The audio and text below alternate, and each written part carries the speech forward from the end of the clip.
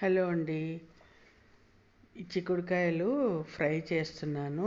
కొన్ని మా టెర్రస్ గార్డెన్లో వచ్చాయి, కొన్ని ఏమో బజార్ నుంచి తెచ్చినవన్నమాట. వేపుడు చేసేద్దాము, ఇవాళ శనివారం కదా, ఎలాగో సింపుల్గా అయిపోతుంది అని చెప్పి చేస్తున్నాను అనమాట. చారు పెట్టేస్తున్నాను, యాజ్ యూజువల్గా చారు కంపల్సరీ.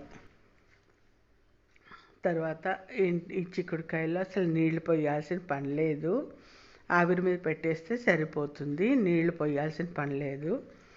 చక్కగా 2 విజిల్స్ రానిచ్చేస్తే ఆ కింద టమాటా ముక్కలు ఉడికిపోతాయి చారుకి, ఇటు పైన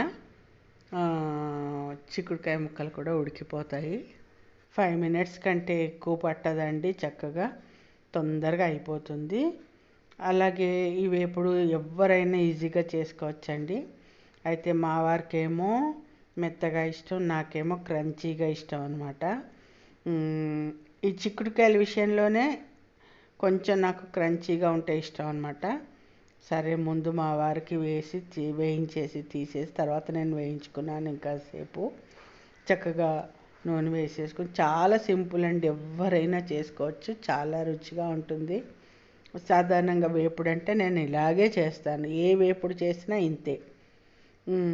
చక్కగా వేయించేసుకుని మనకు కావాల్సిన విధంగా క్రంచీగా కావాలంటే క్రంచీగా, లేదంటే మెత్తగా కావాలంటే మెత్తగా వేయించేసుకుని ఉప్పు, కారం, జీలకర్ర పొడి, నేను జీలకర్ర పొడి మస్ట్ అండ్ షుడ్గా వేస్తానండి.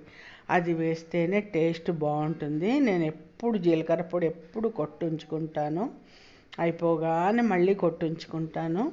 చూసారు కదా, జీలకర్ర పొడి, ఉప్పు, కారం, ఇంతే. చాలా సింపుల్గా ఉంటుంది, కానీ రుచి మాత్రం అమోఘంగా ఉంటుందండి.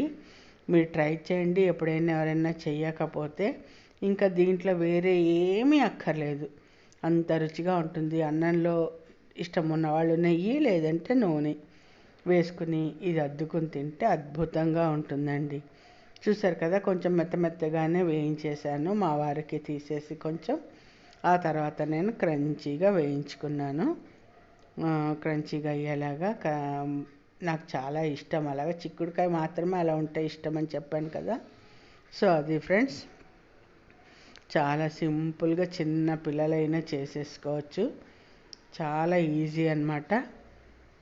తప్పకుండా నచ్చితే మాత్రం లైక్ చేయండి, షేర్ చేయండి, సబ్స్క్రైబ్ చేయండి. నాకు వంటగదిలో ఎక్కువసేపు ఉండడం ఇష్టం ఉండదండి, అందుకోసం అని చెప్పి తొందరగా అయిపోయేలా చూసుకుంటానన్నమాట.